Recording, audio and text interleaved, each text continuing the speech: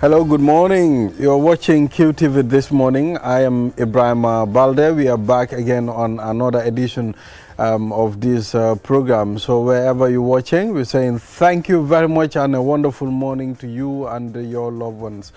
Yeah, so we are going straight to the newspaper review. We are 21 minutes on top of the hour.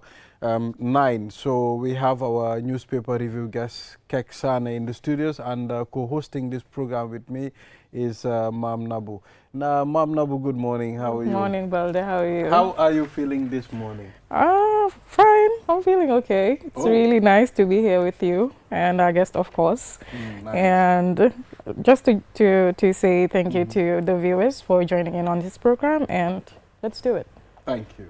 Yeah, so Kek Sane is our newspaper. Kek's long time, man. How are you? Alhamdulillah, I'm fine. How have you been, brother? Yes, Alhamdulillah, we are still on the struggle. Still on the struggle, man. Absolutely, but it's a pleasure always to be here. To be here. Absolutely. Yeah, so we'll go straight to the papers. Today we will not do the African proverbs due to time constraint, but we will head straight to some of the papers on some of the newspaper headlines.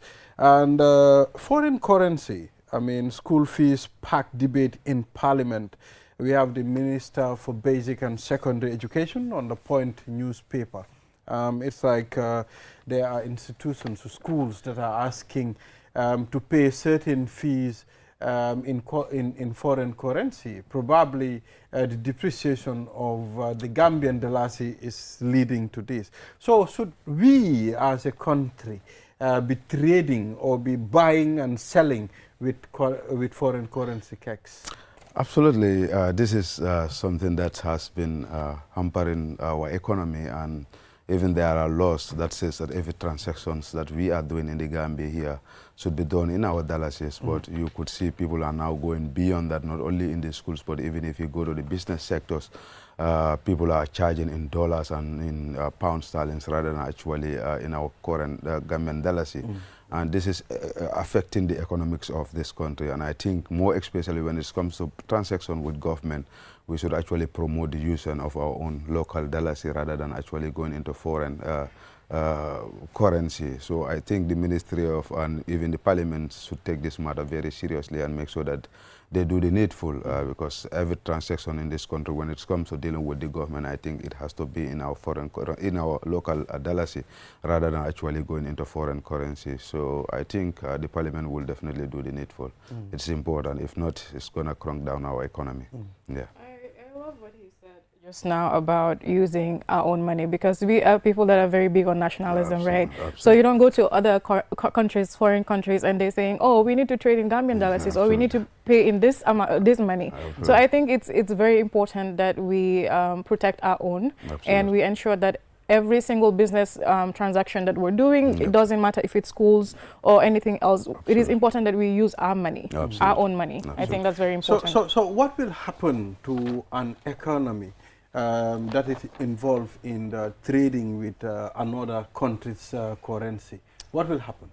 Yeah, actually, it's actually, if you look at now the dollars, like for example, the moment you move away from the borders at Senegal, just underline that's where the dollars stop. You move into Senegal, you can't use actually our dollars. You cannot use the dollars. So they actually protect their own currency. So this will help in terms of the economy, because once you are trading with your own money, it also help you to generate, and also your money, in terms of circulation of the money will take effectively. But if you deal with dollars and euros and dollars, CFAs and other things, then your dollars doesn't circulate in the market. And once that is not happening, then it's affect the economic of the country. So I think it will have a serious economic impact on us. And that's why even there is a law that says that there should be no business transactions in the country without using dollars. If you look at even the Rent Act, people who are charging in terms of dollars, if you look at the Rent Act, there's a provision there that says that every transaction in terms of dealing with tenant and tenants agreement, the transaction should be done in our dollars. And anybody who's charging foreign currency, the matter should be raised up by the authorities. So that shows you how much, you know, the laws safeguard our local currency, because they know what will be the impact, or what will be the effect on our economy. That's why they have, the drafters of the law actually drafted this law so that they safeguard our local currency. So it has an economic implication. But what do we know anything about the implementation of this law? It is one thing to see that it is written on paper, but is it being implemented? Are we looking into whether what we say is being done? Yeah, actually, this is the problem. We are good in drafting laws, but, you know, implementation is an issue. Even just a few weeks back, one of a tenant reached out to me to say that, you know, in their place, you know, I don't just want to make the particular, but they are charging in dollars.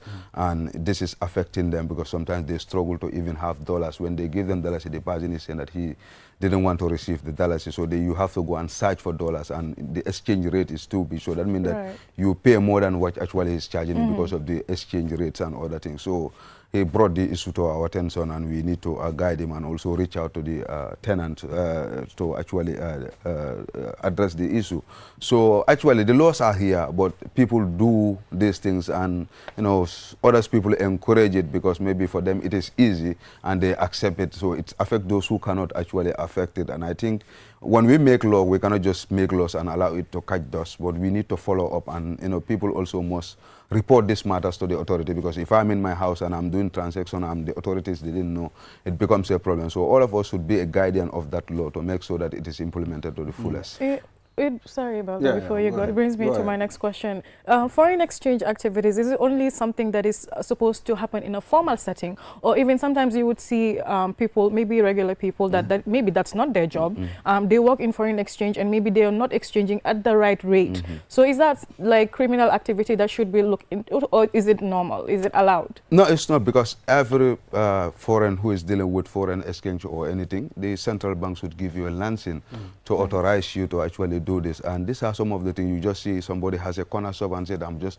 So I think in terms of, you know, monitoring, you know, all these things are issues. You could see any other person at his house will just say that now I have a foreign exchange, I can exchange with you. So you will look at the threshold of rates. Somebody will, because you want to make a profit. You are a local one. So you will see that. That's why when you go to other place, you'll find out this is changing it for $42, this is changing it for $43. So actually there is no line, thin line to say that this is the actually foreign exchange. So because of there's no regulation in place, there is no monitoring, you know, so everybody just get up and be a foreign exchange dealer. So let's talk about how the Gambian Dalasi, how the exchange rate with the CFA is. Today I was chatting with a Cafe Touba seller. What he said to me is, this Cafe Touba is from Senegal, and the amount of money that we purchase this, it's very high. The dollar is depreciating, and the CFA is going up. So let's talk about, I mean, we have a very close relation with Senegal. And how is this happening, Kex?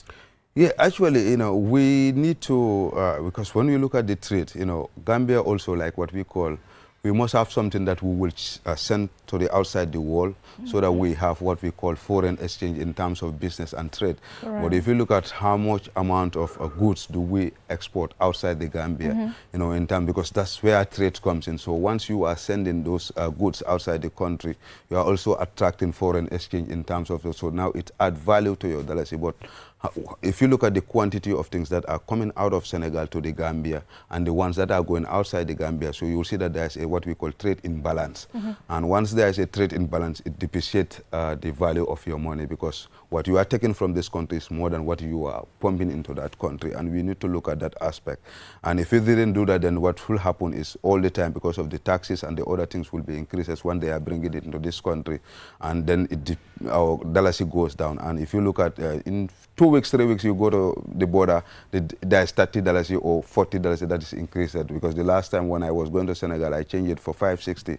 Then within 2 weeks I went there, it was at $600, you know, for a same meal. So automatically, these are some of the issues. So we must have what we call the trade must be balanced. If there's imbalance, it depreciates the value of your money.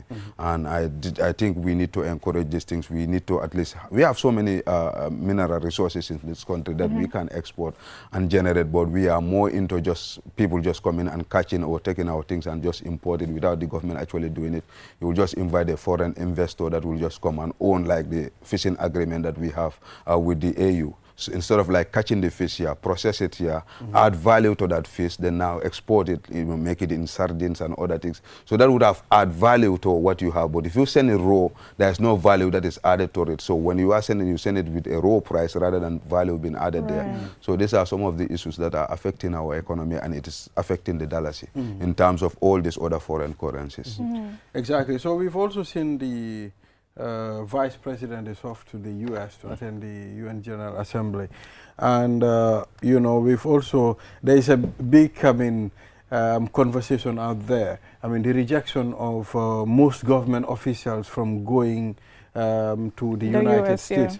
I mean, according to some comments, most of these people, they will go to the United States, and some of them won't even access, I mean, the hall where this event is taking place. Some of them are only there for shopping, or some of them are only there, I mean, to enjoy that view of the United States of America on our coffers. So it's really, the general consensus actually is, why do they need that large number of people attending a meeting? So that's why a lot of them were rejected, and I think only a single person got a pass.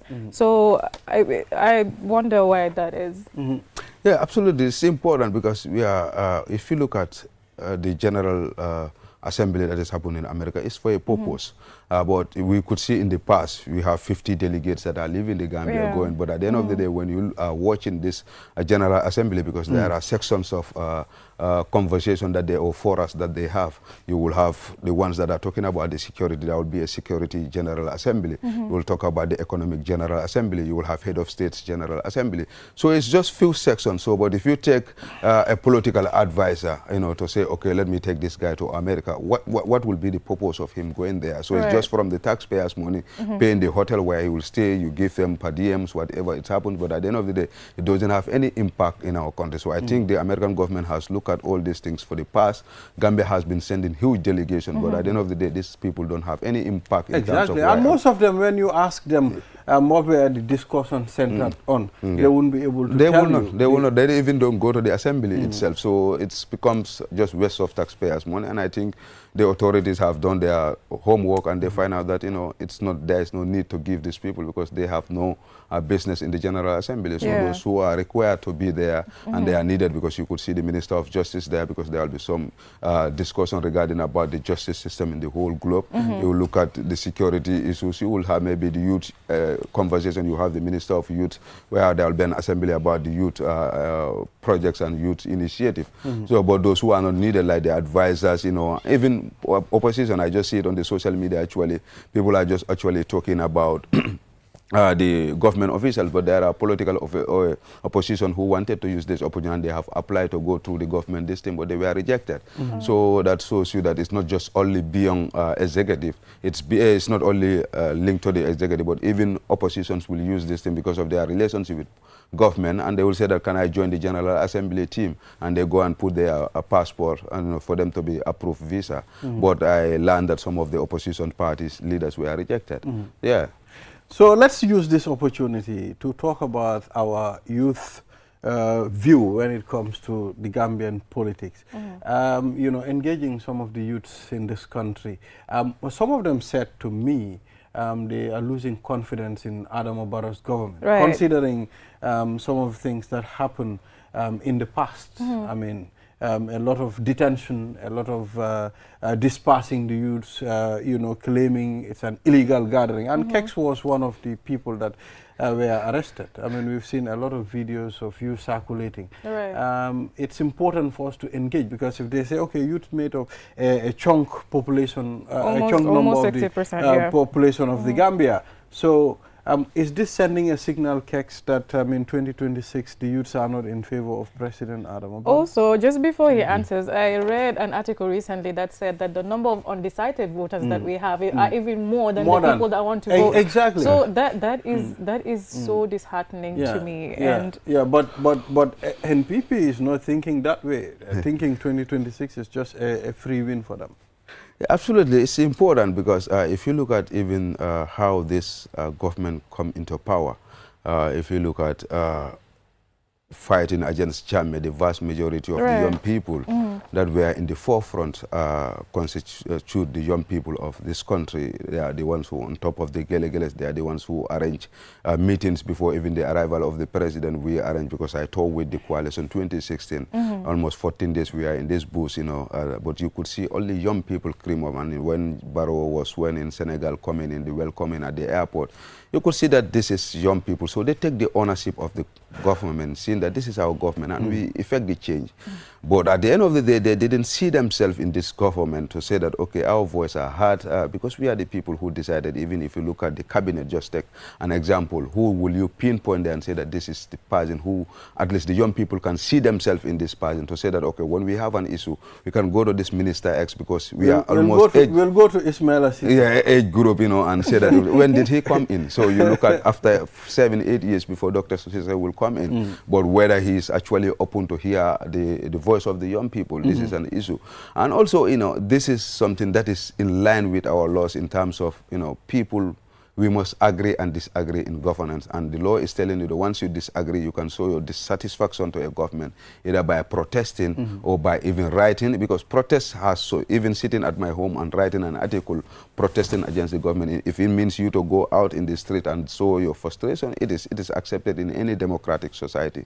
So, but they should understand that these are right. They should not confront them with coercion, you know, sending PIU officers to go and confront these people. Because for me, there are certain things that were very unnecessary. Okay, you remove the Auditor General, and the young people said, we are going to, at the gate of the Auditor General, to make a press conference to say that we are against the decision of the government. Give them 10 minutes. Let them have their press conference and go. But sending PIU officers with tear gas, you are even encouraging confrontation. And actually, how many resources of the state has been wasted? How many PIU pickups were traveling all over the country to make sure that, you know, these people dispatch? How many tear gas were through? And these tear gas are costing millions of dollars. So sometimes for me, it doesn't. It's just a simple logic to allow these people to do that. It doesn't mean that you need to show your power. You need to show the coercive nature of our security. So for me, those are the issues, and I think the government must understand that the young people now believe that they must be part of decision-making in this country, and their voice must be heard. And once they want to stand between the young people and their voice, it will always create confrontation. Also, I do think that one of the problems is that while we do say that it's a democratic country, it sort of is an illusion, because we are still operating under the 1997 Constitution, the same Constitution that Jammeh was ruling under. So I think that unsettles people a little bit, and it could be a problem. And the question is, are we going to have a new Constitution or not? Absolutely. Yeah. It's very, very important. Like if you look at the 1997 Constitution and you look at the history, it will tell you that this Constitution has been tampered 56 times just to suit one individual. So all those democratic values that were in the Constitution from the inception when they were drafting this document, moving towards the 22 years of Jammeh, it has changed. It removed so many democratic tendencies that were in the Constitution to make it more of a dictatorial tool that will silence the people. So I believe in a government that came through the people. That should be their #1 priority, to make sure that we have a constitution that speaks the language of the Gambian people, a constitution that the Gambian people will see themselves. But up to now, we are comfortable with this 1997 constitution, and we all castigated this 1996 constitution as a soldier constitution, Jammeh's constitution. We have given them all names, toilet constitution. So all these things were names that we are using when we are in the opposition. But now you are comfortable to cut this constitution up to 8 years now counting. We cannot even have, you know, there, if you take it through the parliament, it doesn't go. There are procedures that you can also take by coming with bills to amend certain things, because you amended the age limit because it affects you people. You amended certain things that affect you. Why not amended certain things that are there? We are talking about the Public Order Act here. We said that Jammeh was using that to oppress the opposition. He don't want opposition to be heard. But up to now, 8 years, you are fit with that. You are using that to even charge the young people to say that they have acted in accordance with the Public Order Act. And this was among our coalition promise that the Public Order Act will be repealed immediately we come into force. But today you are comfortable because Jammeh has made this constitution to empower the president and citizens, all of us become a subject under the president. And unless we understand that the citizens own the country, they should not be a subject, but their voice must be heard. They are the ones who decide how a government should be run. That's why Section 1 of the Constitution said, anybody that you put into office, that person has no other purpose to promote the general welfare of its citizens. Right. And once you fail in that responsibility, you are not fit to govern. So because of, they didn't just put that provision in Chapter 1 of our Constitution, but they know that the citizens own the country. They determine how they should be run, how the manner of government, how you should be run. So if they are dissatisfied with any particular law, should be a concern of any government to make sure that this one is removed. Absolutely. Keksane, thank you very much for reviewing these papers with us. I mean, we've exhausted our time. Yeah. And we will be talking to Council Tamsir Jallow, legal dimension on child custody dispute in divorce cases in the Gambia. And Keks, until then, we will engage you more in the future. Thank you so much. Thank you. Thank you So viewers will be right back after the break. Money e Orange Money Johnny weɓini nuldugol mbuɗi mi yetoma joni hiɗa wawi nuldude mbuɗi iwra ko Gambia ɗo yaha Sénégal e Q Money wallet mount eyyi ko hon wonɗa e fadde mi yetoma udduto Q Money account ma on joni fuɗɗoɗa nuldude mbuɗi e teriɓe ma rewa ɗon ka Orange Money nder Sénégal fi heɓugol hen ko laaɓi hiɗa wawi noddude Q Money customer care e 133 Q Money suñu kalpe ɗum no yaadi e sartaji. Opticalia, Gambia's leader in optical care with 5 locations offering the best in visual health. With cutting-edge European technology, Opticalia delivers single vision lenses in just 20 minutes. At Opticalia, we care about our future. Eye exams are free for individuals under 18, ensuring everyone has access to quality eye care. But it's not just about vision. Opticalia also provides advanced audiology services to ensure your hearing health is in the best hands. Our audiology services offer European standard hearing aids and diagnostics, ensuring everyone can hear clearly. Whether it's testing or treatment, you can trust Opticalia for your auditory care. Opticalia offers European standard products, fair prices, and exceptional value all under one roof. Visit Opticalia at the Tropic Shopping Center near Senegambia or call us on 7767-121 or at any of our regional branches. Banjul 7767-126, Brikama 7767-123, Farafenni 7767-124, Basse 7767-125. Opticalia, love what you see and hear. Q Money aning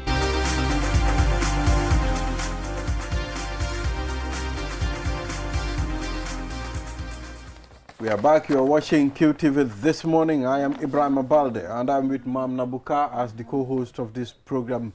Yeah, so Mam Nabu, now we'll move on to a segment called You and the Law.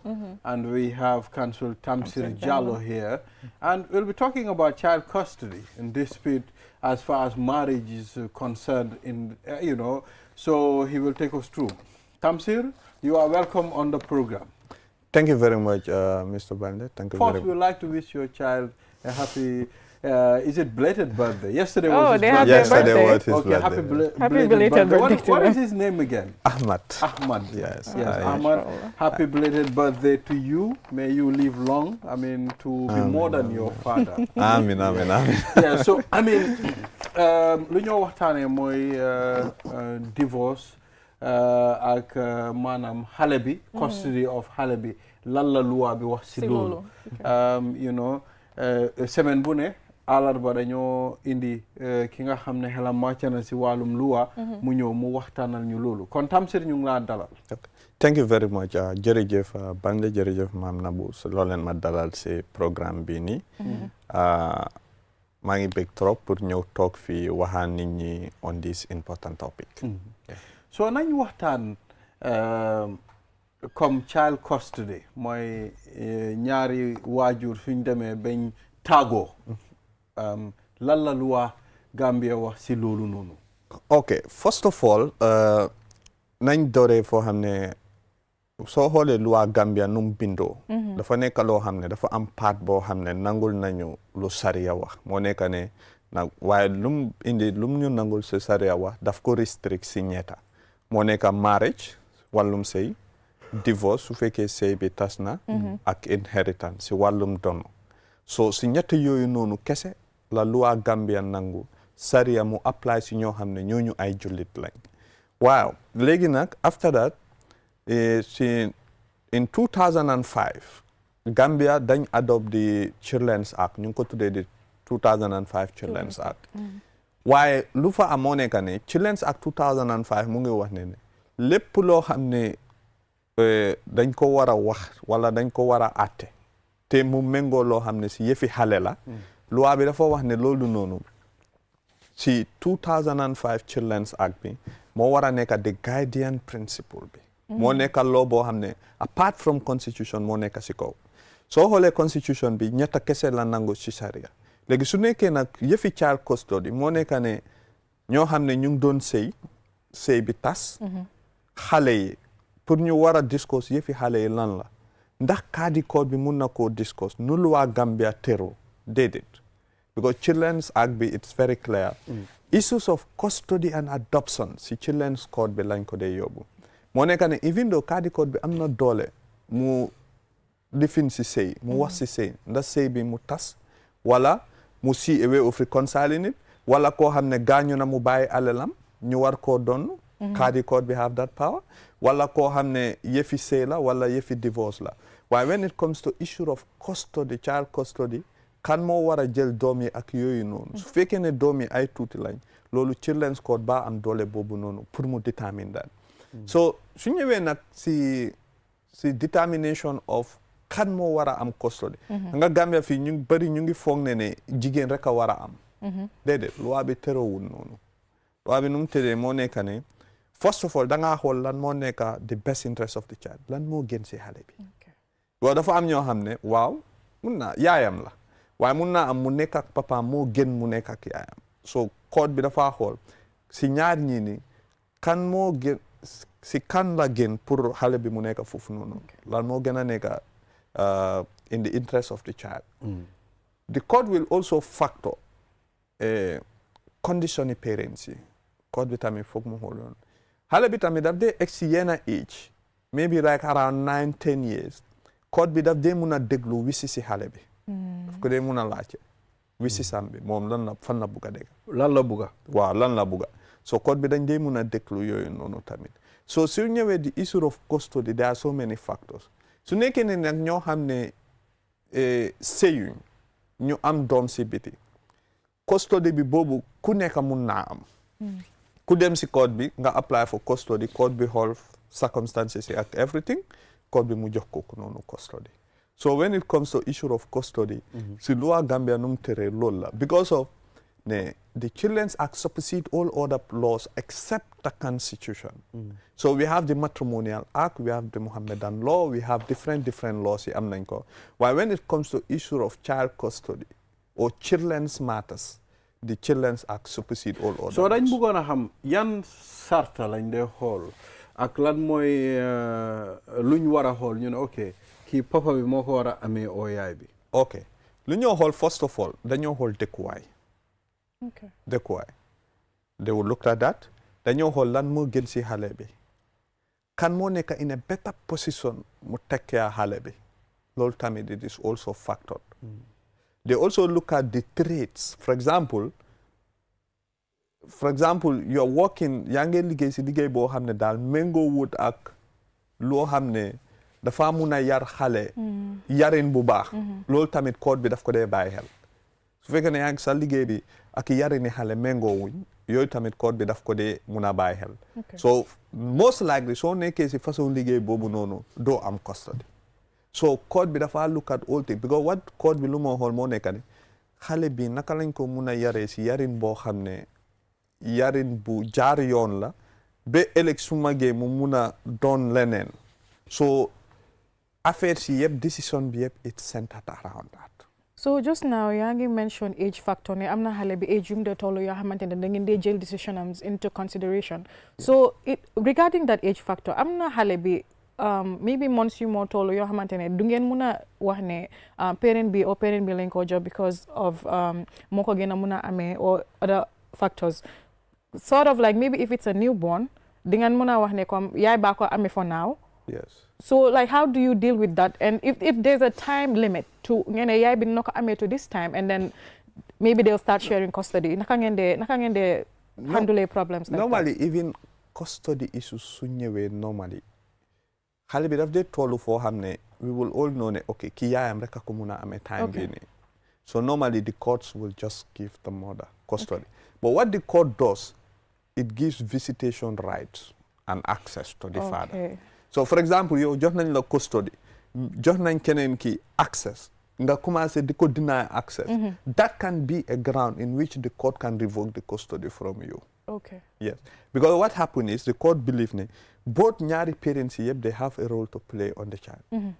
So even though yow mun nañ laa jox okay yow yaa am access maybe xale bi dafa dëkk yow mu ngay dem school so dafa nekk Monday ba Friday waaye maybe Friday ñu naan la okay papa daf ko jël si Friday mu droppal la ko Monday first thing in the morning. Okay. So it all depends on the conditions that have been set on the issue of the custody. And also where the court will look at the wishes of the child, it's not binding on the court. Okay. But the court will look at so many factors because of at some point we have what we call the social inquiry report during custodies. It is always prepared. That's where they look at the background of the father, they look at the background of the mother, they look at the conditions that they are living, the conditions, financial capacity of each of them, can mo nekk di liggéey, can mo nekkul di liggéey, the contributions of each parent to the welfare of the child. They look at all those factors. They even look at, okay, the social inquiry report will also try to look at can mo gëna am patience, can mo gëna muna yore xale. All those things are factors. So now, why the court will sometimes, court will have they like define xale bi, the opinion of the child. Okay. Because remember, xale bi moom moo dëkk ak ñaari yëpp, right? And at some point you reach at certain stages, you can see, even so nekkee xale sax mun nga xam ne okay, this might look like my most favorable person to live with than this. Okay. Because it's just out of logic. So normally, situations like that, the court will ask the wishes of the child. We call it the wishes of the child. So it's just like a random thing where you ask, okay, if you were to choose, who would you choose? So in that situation, if the child dafa choose like a specific parent, naka ngeen dey handle child support, like maybe financial responsibility, is the other parent still gonna be tasked with a specific financial amount that they will be providing for child support? Or you know, the responsibility for the upbringing of the child is on both parents. Okay. That's how the law says it. It's not like, for example, ñun suñ believe ne okay yow yaay góor bi yow yaay indi. No. If the custody is granted to the man, it doesn't mean also the woman should not contribute to the upbringing of the child. No. But sometimes what happens, go you bury, the moment they got custody, they will say they have forgo everything else because that's what they wanted. So if the custody is also granted to the woman, the man is required to contribute to the welfare of the child. Okay. So sometimes what the court will do, the court will look at your earning. For example, if you are working, how much do you earn at the end of the month? The court will ask you, how much would you be contributing to the welfare of the child? And then if you reach at an agreement, for example, okay, 5,000 like muna living, the woman is asked, that is agreeable. They look at the expenditure surrounding the child, and it corresponds with that amount, right? And every party is agreed. Normally, the court adopts it as an order of the court. Okay. Because this is something, because when it comes to the children's court, it's not all about litigation. It's about building consensus at some point. That's how even the setup of the children's court, Lolula. That's why both parents would be involved. You do not only have the magistrate that presides over, wayangi nyari panel members, and normally these are very elderly people. Those panel members, they are very elderly people. Some of them were working for social welfare for a very long time. Some of them, they have a background in children's issues and everything else. So why the court brings this one, fine. Me as the magistrate, I can be young, know the law, this is the law and everything else. But there are certain things, that's where those two people come Experience. in. Their experience. They have the experience, they know how to go around this. They help guide the magistrate in making the decision. Even to make a decision in Children's Court, it's not only the magistrate that makes it. It's all the three of them that makes it. So while the law recognizes all those two, because these are people who have the community, the society, they understand the cultural context, they understand so many things. So they guide the magistrate when it comes to decision of custody. So what about joint custody? Amna? Yes, joint custody the court can grant it, but normally courts are reluctant to do that because of they look at so many factors here. What the court will normally do, for example, custody, okay, from Monday to Friday, halebisi yola moneka. Friday suwache mudem si papa. Friday, Saturday, and Sunday. Because of normally they do that so that the child will feel the presence of both parents, and also it's a way of trying to connect the family together rather than putting a breach in it. Okay. So they always factor that. Yeah. So what about Bunekene come? One of the parents. Gambia feel like say. So ñu tago. Why court bi legi jël na dom bi jox na ko kenn pour ko ku topato ko. Why koku nono is not a Gambian. Mun na mo joge fi mu dem ci benen deka. When it comes to issue of children, right now to travel with a child is one of the most difficult things.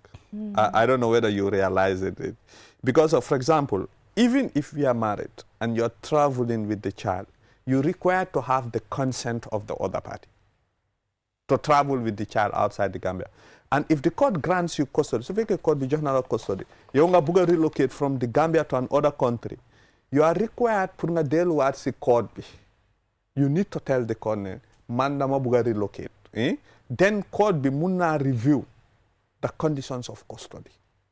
At that point, court be amna dole bo amna muna talk mu holan the circumstances, whether it is even in the best interest of the child, pour yonga relocate yo ak from Gambia to Benin Dekabi. At that point, the court can even decide to revoke custody. Court be muna jël custody si sa loxo sa mu jox ko keneen ki. So when it comes to issue of custody, non lamel, but if you are in the Gambia, you johe la kofini, you are here. But the moment you want to relocate, you are also required to go back to the court, notify the court relocation and all that. And because of this issue of trafficking in passing and everything, that's why now the conditions for custody, how the court will view custody when Gambia fi, you want to relocate the child. These are totally two different things. And remember, your custody, they even look at your criminal background. Yeah, whether you have been convicted of anything, whether you have been alleged to have committed child abuse, or so many factors are considered. So that's why you will see them Children's Court, they will file for custody, but they will end up not being granted the custody.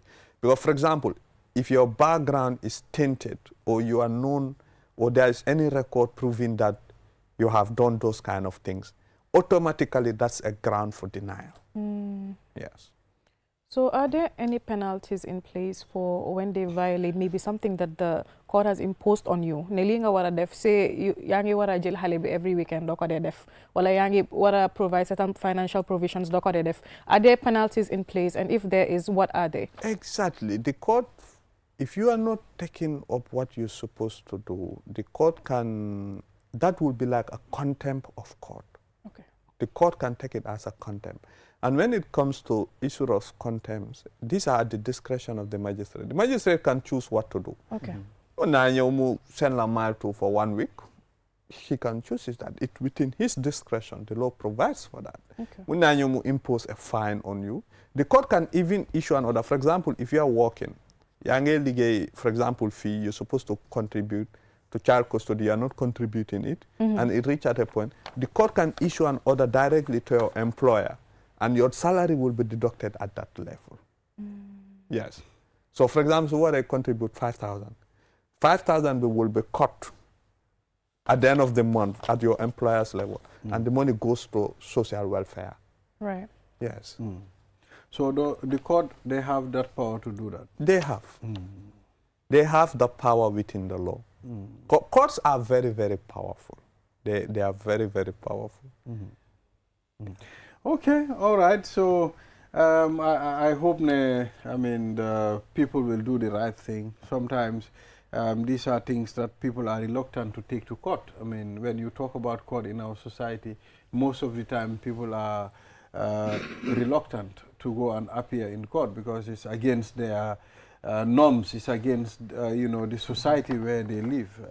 I totally agree with that. So holy, even the children's court, the setup and the normal court setup, these are two different things. The children's court, sometimes you may not even feel it is a court session that is going on. And one thing that the children's court always tries to do, even on issues of custody dispute, at some point the court will try to see whether there will be consensus. They do that. For example, the parents speak and others, and if the parents sits and agreed among themselves, okay, they joki custody major visitation right and order, they can come back to the court, report it, and the court can adopt it at its final ruling. All right, Tamsir. Finally, yes. Oh, we've exhausted Yes, it. Just finally, quickly. the Children's Act 2005. Do you think it still answers today's contemporary happenings, or do you think it needs a little bit of reform, or is it okay how it is? I think as of now, it is really in a good stage. Okay. We may still want to make certain improvement in it, but it's not as bad as others. I can tell you it is one of the best that we can have that we had in this country at this moment. Okay. The 2005 children, because most of the provisions are directly lifted from the International Convention on the Rights of the Child, the African Charter on the Rights of the Child. Okay. So these are different conventions that already exist. And when you look at the Children's Act, after we ratified them, we domesticated them. So most of the provisions are lifted from those different. Thank you, Tamsir. Right. Thank you for coming. So much. We've exhausted the time, and very interesting. Topic here. Until then, for body problem, a very mom child custody. A lot of issues, man. I know. But we hope we will solve our own issues. Follow what the court said, and fathers will take responsibilities as well as mothers as well, because kids are very innocent. Yeah. Yeah. So until then, Tamsir. Thank you so much. We will try to see what to do next week Wednesday again. Thank you, Thank you so much. Yeah. So viewers, next we will talk to Imam Jah. We'll be back. Yandi kabona Gambia banko kan kata Senegal banko kan anin Q-Money wallet ikamune batu imuna fan Q-Money account wala sign pour kadati kakodoki iterimal anila dimbayal kana anin Orange Money Senegal ni lafta ku Senegal sotola je Q-Money customer care commandi 133 Q-Money suñu kalpe ñing sartolle bala. Q-Money and Orange Money has just made money transfer easier. Now you can send money from Gambia to Senegal directly from your Q-Money wallet. So what are you waiting for? Get your Q-Money account now and start sending money to your friends and families through Orange Money in Senegal now. For more information, call our customer care on 133. Q-Money, Sunu Kalpe. Terms and conditions apply. Banking the smart way with the new Ajibank mobile app. Transfer money to any bank account in the Gambia. Top up airtime for all networks. Pay utility bills. Check your account balance and view mini statements. Request for ATM cards. Request for checkbooks and more in a single touch. So, do your banking in a smart way. Do your banking now with Ajibank mobile app. Every time is banking time. Ajibank, your investment partner.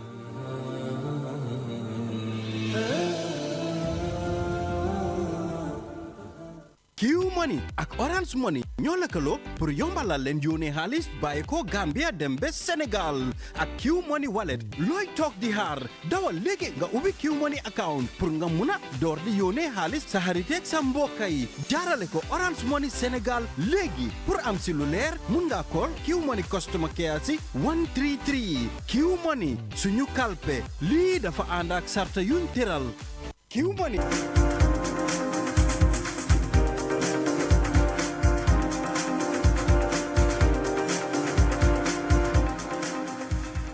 We are back. You're watching QTV this morning. I am Ibrahim Abalde. I'm with Mam Nabuka. Yeah, so now let's move on to the last segment of this program and Islam and politics. Today, we'll be talking about how Islam view politics. It's a topic that we started last week, Wednesday, but we couldn't complete it due to time. And now we have Imam here for continuation. Imam, ñu ngi laa dalal.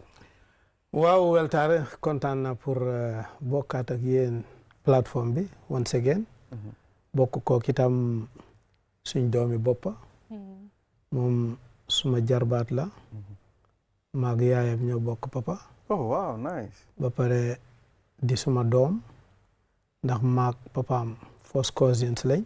Oh wow. yaayam suma bàjjan la. What a connection. Connection yi dafa. sama yaram baa ngi daw sax. yaayam. waaw. maag moom ñoo bokk papa. Okay. Meaning. So your uncle am nga. Of course. Of course. Wow. yaayam Jalla sant. Okay. ba pare papaam di suma first cousin. maanaam papaam suma nijaay la. suma yaay di bàjjanam. Wow. noonu la mbir mi demee. Wow. This connection dañoo jaxasoo lool. Wow, it's too connected. ba pare Wow. lu doy waar la ba pare manit suma papa di nijaayam yaayam di suma bàjjan.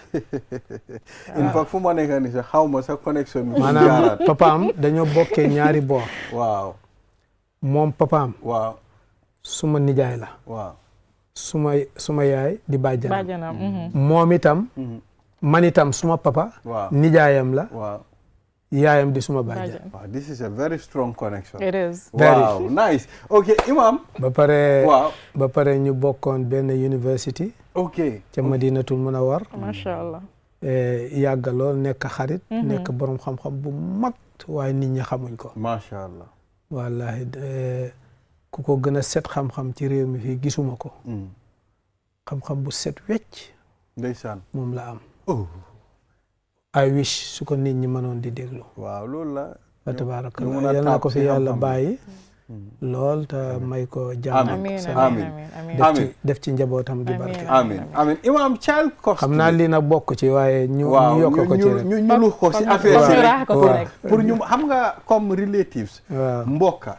dañ ko war di dafa fisal neex. waaw dañ ko war di fisal. ankay pour ñu mun a xam.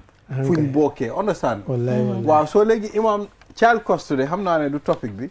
waaye nga ne da nga si bëggoon a sànni ay. waaw dama fi toog di déglu ngeen di treat child custody. xam naa seen présidente bi ñu ngi koy sant bu baax a baax. ci ni nga xam ne noonu la ubbee jotaayam bi comme ni mu ko waxee. loi Gambia xam nga ñetti law lañ am. dañoo am customary law am islamic law ak seen law bi ñoom. ok ñetti loi yooyu benn bu ci ne dafa deal ak custody moo tax custody dafa am tuuti problème ci loi Gambia soo ñëwee ci kaadi court nekkul seen jurisdiction maanaam mënuloo ñëw ci kaadi court ne damay file case custody mënuloo ko waaye connected issue la related issue su fekkoon ne tey da nga ubbi sa file ci wàllu sëy divorce ñu dem ba code bi sëy bi tas ci kanam code bi before di kaadi bi tas sëy bi sañuta em foofu il faut mu laajte ndax am ngeen doom suñ xamee am nañ doom yooyu kaadi bi war na leen a utal custody kan moo leen di custody because doom ji bu sëy bi tas rek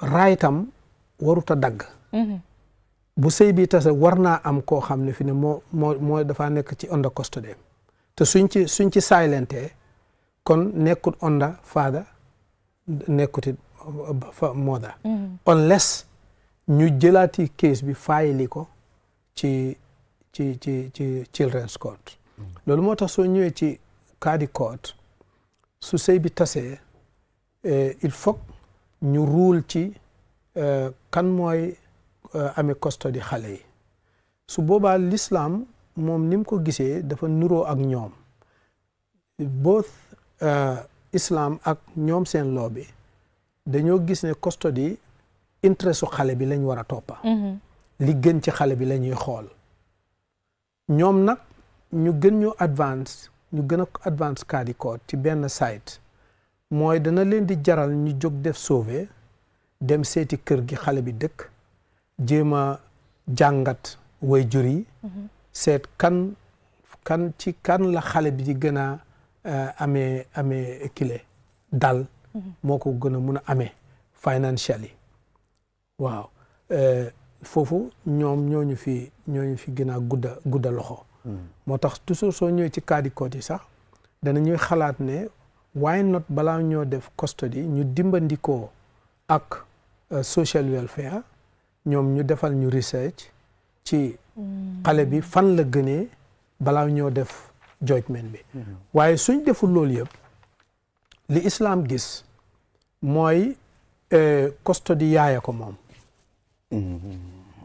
borom xam-xam yi dañ ci am different opinions waaye the major one dañoo gis ne custody daal yaaya ko moom moo xam góor la wala jigéen la yaay moo ko moom waaye am yeneen Islamic scholars ne déedéet not absolutely at the beginning yaaya ko moom muy góor muy jigéen waaye su fekkee góor gi nag dafa dem ba àgg age of 7 for example nga xam ne commencé na di te yaayam dañoo toxal custody am yóbbu ko ci papaam kon bu tàggoo di am xale bi nga xam ne jigéen la ak age bu munti toll dafa nekk under the custody of the mother xale bi nekk góor under 7 dafa nekk under mother suñ demee ba 7 jot ñu toxal ko yóbbu ko ci father dañoo jàpp ne foofu interest xale bi ci papa la ne li ko waral mooy interest xale bi doo ci xool rek financial status ak yu demee noonu de déedéet waaye itam kan moo mën a jubbanti xale bi itam ba nga xam ne ëllëgëm dafay mun a taxaw because xale bu góor suy dem bay am doole commencé di bañ ñaare dafay téyaayam waaye mun naa ñàkk te papaam loolu moo tax ñu di ko yóbbu ci ron papaam waaye loolu itam dafa am ay condition even suñ koy jox yaay ji wala ñu di ko jox baay ji yëpp na fekk ne environnement custodian bi clean na for example suñ neexoon custody bi jox nañ ko yaay baay ji jóg ne déedéet yaay ji munta custody suma doom because yaay ji dafa naan sàngara yaay ji dafay fanaan ci àll bi yaay bi du toppatoo xaleel dafay nangam naa wax ñu su ko defee tuuma yooyu il faut ñu investigate ko gëstu ko suñ ko gëstoo ba gis ne dëgg la kon dañ ko koo xañ custody bi ñu jox ko papa bi ko mën a amee su fekkee ne du dëgg ñu baxi ko ci yaay ji suñ ko baxee ci yaay ji bu boobaa góor gi ci ñun ci islam dafa sas góor gi mu continuer li ko waroon ci xale bi mu continuer ci danañ ko wax ne ko xale bi mu ngi onda yaayam waaye yaa koo dëkkal su fekkee yaayam amut fu mu dëkk il faut nga luye néeg wala ci sa kër nga jox ko fa néeg moog yaayam ñoo fay dëkkit nag wala nga luye ko néeg moog yaayam ñoo fiy dëkkit te yaa koy fay ba pare weer bu jot da nga joxe maintenance waaw boo xam ne moog yaayam it ñoo ciy lekk te yaayam tàggoo ngeen waaye comme que mu ngi ci ondaam moom moo ko defar su boobaa yaayam itam daf ci am pour bokka schoolam yaa koy amee health tam everything dañ ko koy sas ne bu dara wàññeeku soo léegi loolu su ko defee nag ñu ne ko sañ nga nag di gis sa doom sañ nga di gis sa doom yaa ngi def loolu waaw sañ ngaa gis sa doom bu boobaa nag ñu utal ko ne ko ok weer bu ne sañ nga ko gis nangami yoon for exemple waaye nag dangaa déggoo ak yaayam soo ko buggee gisi da ngaa woo yaayam dama fa bugg a ñëw waxtu sàngam nangam yaayam ne la ñëwal waxtu sàngam nangam nga dem fa ak yar ak teggiin nga gis ak sa doom toog ak moom waxtaan ak moom soo déggoo ak yaayam itam pour ne nga ne da nga ko bugg a yóbbu sa kër itam amuñ ci benn problème waaye il faut nga déggoo ci ak ki nga xam ne moo amee custody. léegi yow boo buggee gisee sa doom si njëkk ak tere nga waxtaan ak yaay bi bañ. good because of grievance bu mu la te yow yaa ngi def li la war waaw da ngaa dellu ci code bi da ngaa dellu ci code bi ne man kii daf ma aaye suma doom waaw su ko defee bu boobaa am na nu mu fa muy àgg sax su fekkee dëgg la mën nañ ko nangu sax jox ko moom il faut kenn ku ci ne na def li ko war ci nim tëddee su ko defee kii custodian bi tam sañuta tukki ak xale bi ok ci lu dul buñ ko joxee yaay bi sax waaw sañuta tukki amul raay tukki non lu dul mu génn réew mi lu dul mu d'accord ci ak papa bi su buggee tukkee xale bi il faut mu ne papa bi dama bëgg a tukkee xale yi ñu d'accord ci mu door koo def waaye bu dul loolu du sañ a def loolu soo ñun ci l'islam noonu la ñu tuddalee custody su ko defee jigéen nag custody du end mukk feek sëyut dafa nekk onda kiñ ko jox su demee ba am jëkkër waaw den code bi waaw dinañ mun a jël xale bi delloo ko papa waaw dinañ mun a jël xale bi si jigéen bi delloo ko xale bu jigéen maanaam su jigéen bi demee ba sëy léegi déedéet su sëyee moom génn na ci yaayam génn na ci baayam léegi mu ngi onda jëkkëram doom bi la ñoo wax su sëyee waaw doom bi su sëyee maanaam xale bu jigéen su ne dafa nekk onda custody yaayam feeg ba muy sëy ci ron yaayam la moo ne su sëyee nag nekkatu ci imaam waaye léegi bu nekkee ne comme tey jigéen baa amee doom bi jigéen bi dem sëy waaye góor foofu is another problem waaye góor bu mu sëyal kooku noonu munuta ànd ak xale bi non foofu problème am fa waaw foofu it su fekkee ne custody bi yaa ngi koy amee feeg sëyuloo waaw ok feeg sëyuloo yaa ngi koy amee waaye gi nga sooy sëyi ci beneen góor fi ne nii baay ji mooy ñëw moo am doole léegi because baay ji du nangu doomam di nekk ci beneen moromi góoram boo xam ne moo koy amee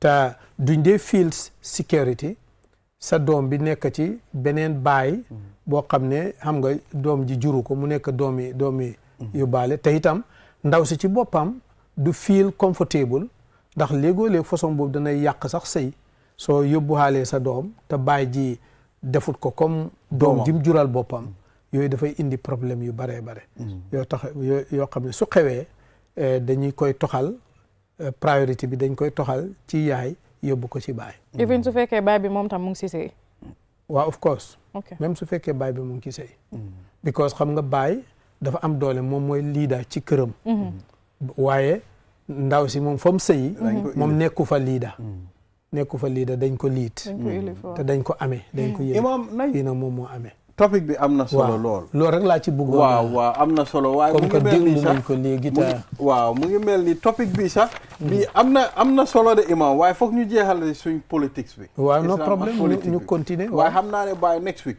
bugga na ñoo waxtaan affaire yi simmeeku waaw no problème dégg naa ñu ne ok delloo naa la sa alal léegi maa ngi simmeeku si sëy simmeeku waaw incha allah waaw so loolu tam is important waaw topic yooyu am solo la waaw ñu treat ko waaw topic yi jamono la waaw te xam naa ne déglukat yi seetaankat yi dinañ ci am soxla waaw ok so léegi islam ak politique dañ bëggoon xam nga ñun fii tey boo seetee yu bëri ñu ngi koo def fekk nañ suñ yonante bi sallallahu alayhi wa sallam def na yu mel noonu bu yàgga dañ bëggoon a xam moom naka lam doon defee politique am good waxoon naa la ci suñu jotaay bi passé ne islam rëddalut ñu benn naka la système yi government wala système yi management wala système yi administration islam daf ci silent completely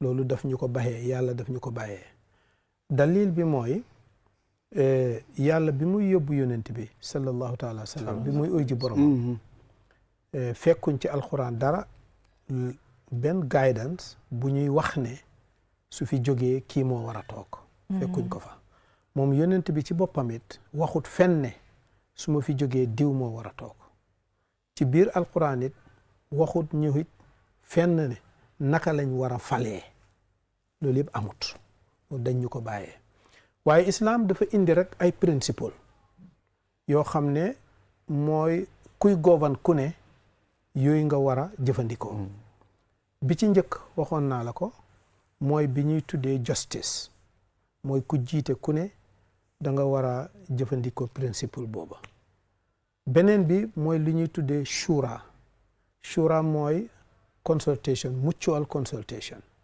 maanaam leader warut a nekk a dictator wala a tyrant leader ñi nga jiite nit lañ comme yow lépp looy def da nga war a diisoo ak ñoom waxoon naa la itam accountability ak bam jeex soo ñëwee ci yonent bi sallallahu taala alayhi wa sallam façon yi politique bi mu amee woon fala façon yi government bi mu amee woon moom moo doon everything noonu la government tàmbalee ci l'islam booba institution yi am nii tey wings of government amutoon lu ñoo tuddee executive judiciary ak legislative yëpp amutoon booba yonent bi sallallahu alayhi wa sallam mooy everything because moom rek la yàlla di waxat su ko defee moom mu disseminate messages yi nga xam ne moom la yàlla di wax ak moom te messages yi yenn yi ci wàllu économie la moo doon yenn yi ci wàllu politique yenn yi ci wàllu culture yenn yi ci wàllu education yenn yi ci wàllu health lu ci message bu ñëw rek yonent bi sallallahu alayhi wa sallam wax kook nit ñi loo xam ne lu ñuy def la lu ne it moom mooy jël décision ndax booba tam gouvernement bi rëyut réew mi rëyut comme ni suñ réew yi rëyee léegi problème yi barewutoon comme ni suñ problème yi baree tey te booba moom dafa am maturity yàlla moo ko tabax mu mat sëkk mu fees xoli nit ñi nga xam ne lu mu wax nit ñi jël ko gëm ko topp ko léegi nag kenn mënta doxalee noonu ndax léegi kenn gëmut kenn topput kenn il faut ñu am rules ak regulations wala ay loi yoo xam ne moo ñoo govern bi yonent bi amee mbir moomu ànd ak nit ñi ci jàmm ak salaam ak waxtaan ak diisoo ak njub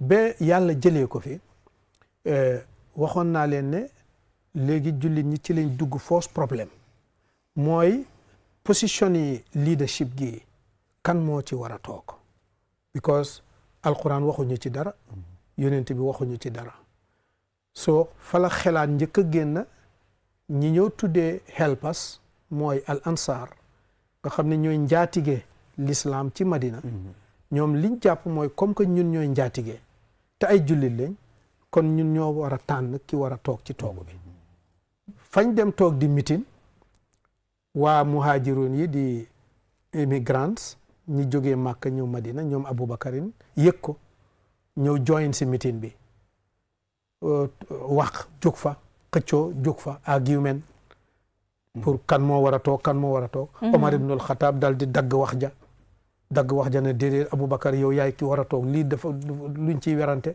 yow gis nga Muhammad bi muy jógee Màkka sax dem Madina yow la tànn ne la kaay nga ànd ak man seetal bi mu feebaree bërki démb rek yow la wax nga ñëw jiite naka lañ lay óoloo ci suñ diine duñ la óolu ci suñ àddina indi ma jaayanteeg yow booba élection amut liñ daan def mooy lu ñu tuddee bay'a bay'a mooy da ngay ñëw jox loxo ki nga bugg a fal won ko ne ko fal naa la ci kaw li neex yàlla ak li naqari yàlla danaa la support ci li neex yàlla du ma ànd ak yow ci li naqari yàlla waaye booba itam bay'a boobu du ñëpp a koy def booba dañ daan am lu ñuy tuddee ahlul xalli wal aqdi maanaam elders réew mi dafa am elders council of elders maanaam dëkk bu ne suñu neexee suñu naqaree am na benn nit yoo xam ne ay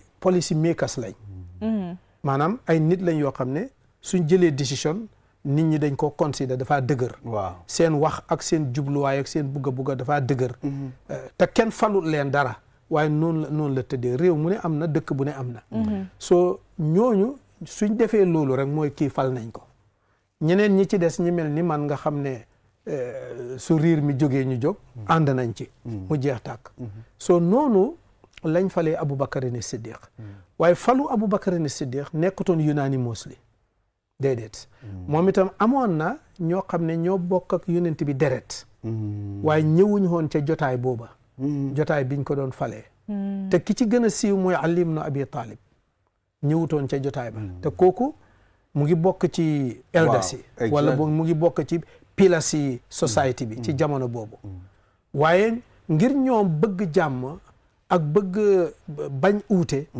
ku ci defut dara it da nga koy kip da nga koy bàyyi ci sa boppa soo Aliou lu mat 6 months réew ma taxaw na ko leadership bi Aboubacar taxaw na ko balaa mu ko jaayanteeg moom fekk soxnaam di Fatima bint Rasul sallallahu alayhi wa sallam moom la doon denc bi mu gaañoo ci la doora jaayante ak Aboubacar ne Siddiq léegi Aboubacar amee seen ba Ousmane ba Omar ba Ousmane ba Aliou loolu jël na leen 29 years bi yonent bi gaañoo ba 29 years Aboubacar moo ko amee Omar Ousmane Aliou léegi Aboubacar moom bi mu fiy jógee moom dafa wax ne su ma fi jógee na Omar toog loolu yàlla waxu ko yonent bi waxu ko Aboubacar moo ko waxal boppam su ma fi jógee na fi Omar toog Aboubacar rek moo mos a def loolu ba mu fi jógee Omar toog nit ñi ormaal ko ormaal nañ kàddoom ormaal nañ Omar ci boppam te booba it Omar rek lañ yaakaar ne ci fi politique bi tollu woon moom rek moo mun a liit ndax nit la woon ku jàmbaar nit la woon ku ñëpp wekk booba ana Aliou mu ngi fi waaye mu ngi topp moom ci jiniyol yi la moo bokka léegi Omar toog Omar moom dañ ko rey ndax booba l'islam commencé na di am problème am na ay naafexe yoo xam ne ñu ngi ci biir jullit ñi ñoo xam ne ñàkk pexe moo tax ñu wane ne jullit lañ waaye fekk déedéet duñ ay jullit te ñu doon dundi ci biir yonent bi xam leen xamoon na leen ku nekk ne kii naafeq la waaye waxut ko daf ci noppi léegi Omar biñ ko reyee mu xam ne dafay dee moom moo dem nag ci système l'islam bi mooy principe lu ñaareel bi ma la waxoon te mooy shura mooy mutual consultation moom moo wax ne su fekkee dee naa diw ak diw ak diw ba muy juróom-ñaar mooy mag ñi elders yi toog leen ngeen waxtaan ngeen tànn kenn ci yéen waaye su ngeen uutee saayit bi Abu Ubayda féetee tànn leen kooku bañ toogee ñu waxtaan ñu tànn Ousmane ibnu Affan Ousmane ibnu Affan jiite moom itam jiite ba moom itam ab diir moom itam ñu créétal ko benn tension ne dafa def népotisme moom ñim fal yëpp ay mbokkam lañ ñii jógee Irak ñii jógee Égypte jamonoy aj Màkka ñu ñëw wër kër gi éeg miir bi dugg rey ko dégg nga maam rey jabaram gaañ jaamam dégg nga moom itam noonu lañ ko reyee affaire bu metti bu daw yaram Ousmane biñ ko reyee léegi Aliou kenn féeteetu ko kanam kaw waaw ci elders yi daal moo fi des automatically Aliou toog bi Aliou toogee nag fa la problème commencé bi Aliou toogee dafa bindal leetar Muawiya gouverneur bi nga xam ne moo nekk Cham te wax nañ ne Omar sax moo ko fa defoon waaye mbokkam Ousmane la mu bind ko woon ko ne ko léegi man lañ fal mu oo ko pour moom itam mu ñëw bokk ci gouvernement bi kook ne ko non Ousmane suma mbokk la te dañ ko rey te circonstances yi ñu ko reyee setagut feek toppatoo yóbbuwuñ loolu ci justice bañ xam ku ko rey ak ñu teg leen ci justice man du ma nangoo du ma bokka kook ne ko non gouvernement mënuñoo toog benn minute te amuñ ku jiite uute xew ba xeex am seen diggante xeex am ñu tàqali ko imam suñ direction bi mu ne time bi jeena waaye point boo nekk point bu interesting la ahankay waaw bii moom nañ ñu may 1 minute rek imam daaneel fii waaw xeex bi mu jeexee ñu xeexaat ñaareeli xeex bi fa la problème mu jullit ñi am nii ba tey foofu la juddoo ndeysaan naka la fa juddoo xee mooy ba dañoo xeex ba mu yàgg Aliyu soldaaram yi ñoo gënoon a mun a xeex soldaar yi Muawiya yi waaye Muawiya ñoo gënoon a ñor ñoo gënoon a nekk niti politique because dëkkuñ Madinatu Munawwara ñu nga dëkk Sham Madinatu Munawwara dëkki kaw la comme suma dëkk ñëli ñu nga dëkk Sham dëkki teeru la dañoo ñor ñu daal di yëkkati seen kaamil yi ca kaw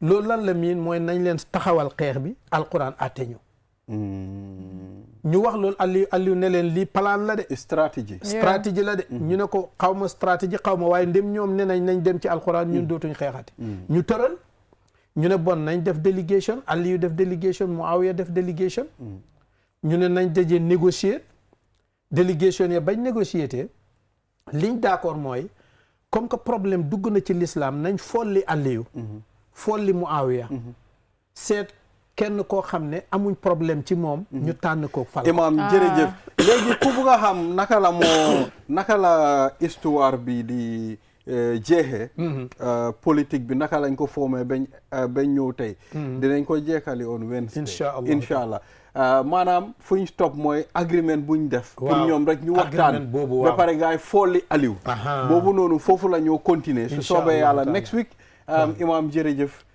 si ñëw bi time bi dafa gaata histoire bi dafa war a am at least 45 minutes directeur lii dafa war a continuer te lu am solo la nag fa muy daanee ji am na solo lool lii dinañ ko continuer Nabou thank you very much thank you for co-hosting this program viewers this is all we have today we'll be back here tomorrow on